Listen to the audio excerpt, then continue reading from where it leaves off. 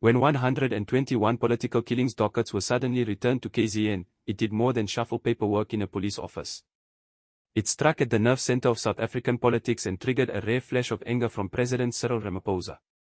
For a man usually known for his measured tones and cautious demeanor, his reaction was revealing.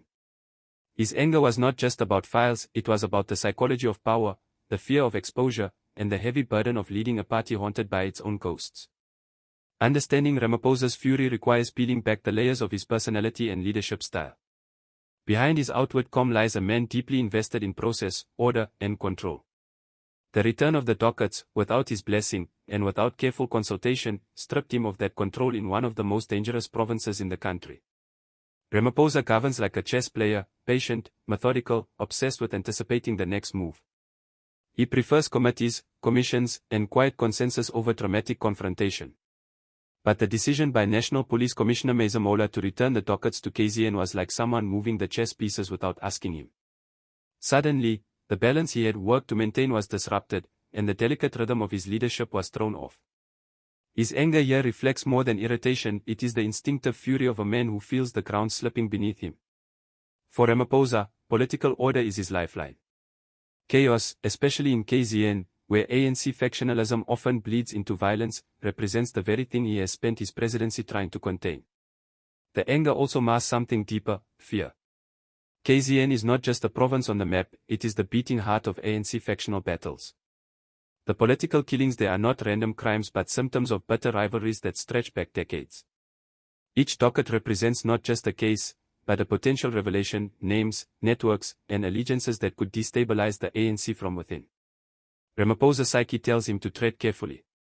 He wants the Madlenga Commission to act as a buffer, a slow filter through which dangerous truths can pass safely. By contrast, the abrupt return of the dockets to KZN risked uncontrolled exposure. It threatened to put the ANC's dirtiest laundry on public display before the party had a chance to prepare. To Ramaphosa, those files are not mere evidence, they are live grenades. And someone had just dropped them back into his lap.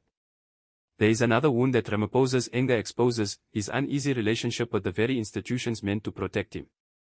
For years, South Africans have watched as intelligence structures collapsed, as rogue units operated with impunity, and as SAP's leadership bent under political pressure. Ramaphosa knows this better than most.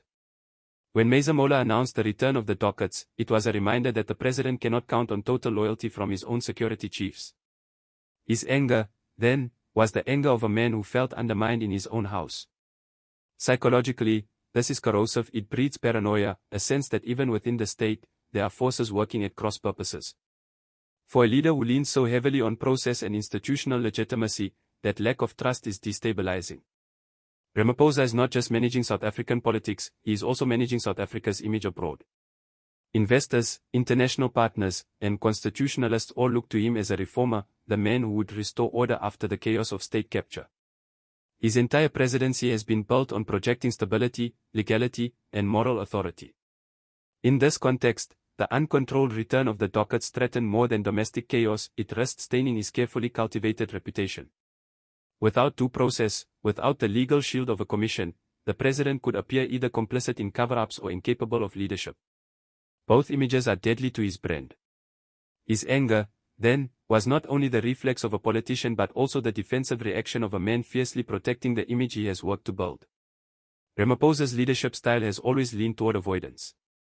He prefers negotiation to confrontation, delay to rupture.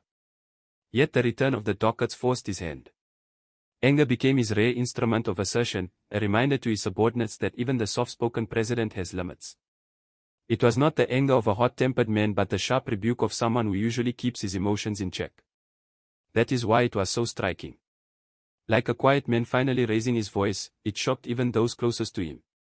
Psychologically, it was less about fury and more about self-preservation, a line in the sand, a way of saying, "You will not undermine me in this way again." Ramaphosa's anger over the return of the 121 dockets is not simply about procedure. It reveals a complex psychological landscape, a man desperate for control, fearful of factional exposure, distrustful of his own security chiefs, and obsessed with protecting his reputation at home and abroad. In that brief flash of anger, South Africans glimpsed not the polished reformer or the patient negotiator, but the vulnerable man behind the mask, cautious, calculating, and deeply anxious about the chaos that threatens to engulf him. His psychology tells the story of a president caught in a paradox, forced to embody strength while haunted by fragility.